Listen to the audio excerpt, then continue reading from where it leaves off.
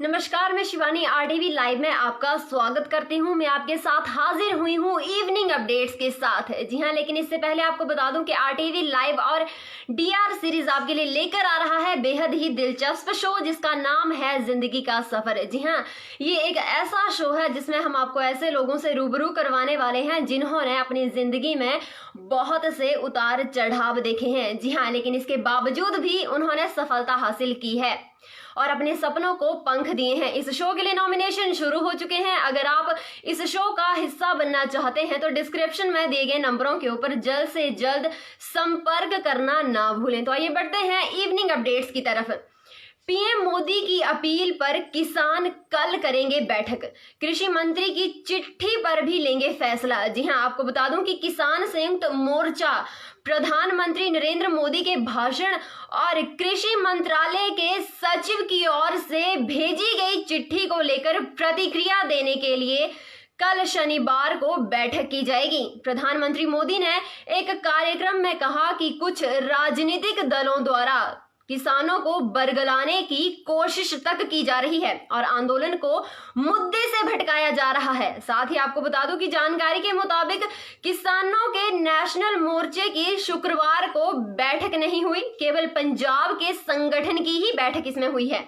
National किसान संयुक्त मोर्चा कल शनिवार को बैठक करेगा। हालांकि बैठक कब होगी इसका समय जो है वो अभी तक निर्धारित नहीं हुआ है। साथ ही आपको एक और बात बता दूं कि प्रधानमंत्री नरेंद्र मोदी की ओर से शुक्रवार को किसान सम्मान निधि योजना की नई किस्त जारी की गई है, जिसमें 9 करोड़ किसानों के खातों में 18,000 करोड़ रुपए की धनराशि जो है उसको ट्रांसफर किया गया है। इस दौरान प्रधानमंत्री नरेंद्र मोदी ने कहा कि किसानों को बदनाम कर कुछ लोग अपनी राजनीति चमका रहे हैं। पहले की सरकारों की नीति के कारण वो किसान बर्बाद हुआ था जिसके पास कम जमीन थी। साथ ही आपको एक और बात बता दूं कि कृषि कानूनों का समर्थन करते हुए पीएम नरेंद्र मोदी ने कहा कि हमारी सरकार ने आधुनिक खेती को लेकर बल दिया है। हमारा फोकस किसानों के खर्च को कम करने पर किया गया। पीएम फसल बीमा योजना, किसान कार्ड योजना, सम्मान निधि योजना की मदद से खेती को आसान किया गया है। आपको बता दूं कि पीएम मोदी ने अपने संबोधन में विपक्ष पर जमकर हमला बोला और किसानों को नए कृषि कानून के मसले पर गुमराह करने का आरोप भी लगाया। जी हां, पीएम मोदी ने शुक्रवार को अपने भाषण में कहा कि मैं हैरान हूं और बेहद तकलीफ के साथ कहना चाहता हूं कि जो बंगाल पर सर्वोच्च शासन करते थे वे ममता बनर्जी के 15 साल पुराने भाषण को सुने। जी हां, आप जान जाएंगे कि किस तरह राजनीति से सब कुछ बर्बाद कर दिया गया है। अगर आप किसानों को दिल में रखते हैं तो आपने उनके लिए आंदोलन क्यों नहीं किया। जी हां, पीएम मोदी ने कहा कि आवाज आप लोगों ने किसानों के लिए क्यों नहीं उठाई और आप उनके लिए पंजाब तक पहुंच गए हैं।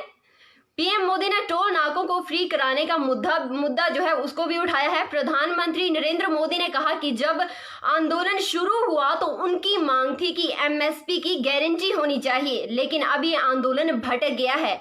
ये लोग कुछ लोगों के पोस्टर लगाकर उनकी रिहाई की मांग कर रहे हैं। साथ ही आपको बता दूं कि इस दौरान पीएम मोदी ने 9 करोड़ किसानों के बैंक के खातों में 18,000 करोड़ रुपए की धनराशि को ट्रांसफर कर दिया है। इसी बीच किसान आंदोलन को देखते हुए सरकार ने एक बार फिर किसानों को एक चिट्ठी लिखी है और फिर से बातचीत का न्योता तक दिया है। साथ ही आपको बता दूं कि किसानों और सरकार के बीच कृषि कानून को लेकर 6 से अधिक राउंड की बातचीत हो चुकी है, लेकिन कोई सहमति नहीं बन सकी है। लेकिन एक बार माफी चाहूंगी, सरकार फिर चर्चा को आगे बढ़ाना चाहती है, इसीलिए सरकार ने फिर से किसानों से अपील की है कि वो बातचीत करने के लिए आगे जरूर बढ़ें।